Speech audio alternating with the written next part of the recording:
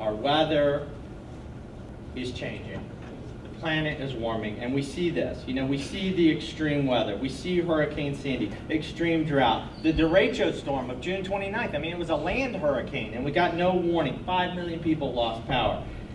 The climate is getting warmer and warmer and warmer. You know, Paul Roberts is a wine grower, and he tells an amazing story. For the years and years he's had his vineyard in Garrett County, in cold Garrett County. Wine grapes would bloom in the spring a few days before or a few days after May 1st. But in the last few years, those grapes are blooming earlier and earlier. 5 years ago, they bloomed the third week of April. 2 years ago, they bloomed the first in April. And in 2012, Paul Roberts wine grapes bloomed in March because of the freakishly warm weather. Now, it's impossible to fully understand what that means. Wine grapes blooming in March in Western Maryland. It's the weather equivalent of monsoon rain in Saudi Arabia.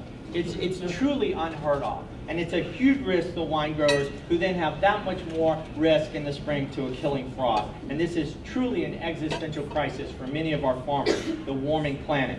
And we know that it's extreme energy that is increasingly driving this extreme weather. When you burn oil from extreme offshore drilling in the Gulf of Mexico, it drives global warming through CO2 pollution. When you torch tar sands oil from Canada, you drive global warming. When you combust coal from the decapitation of mountains, you accelerate the warming of the seas. When you frack for natural gas, you contribute also to climate change enormously. You know, recent studies by the EPA and Cornell, as we just heard, shows that fracking could be a bigger contributor to climate change than even coal. How much more of a contributor? How bad does natural gas from fracking lead to global warming? We don't know exactly, which is why, again, we need the studies. We need them here in Maryland. No studies, no studies.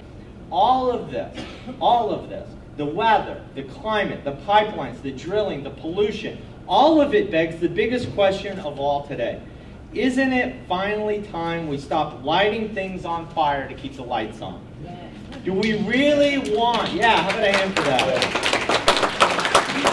Do we really want to become the Saudi America of the world through this drilling practice? Can't we finally find a way to stop exploding, torching, and combusting things for our energy? And the answer, of course, is yes. And you're going to learn about the alternatives, the great potential, the alternatives to fracking later today, the alternatives to coal and oil in our state this afternoon through better efficiency and solar and wind power.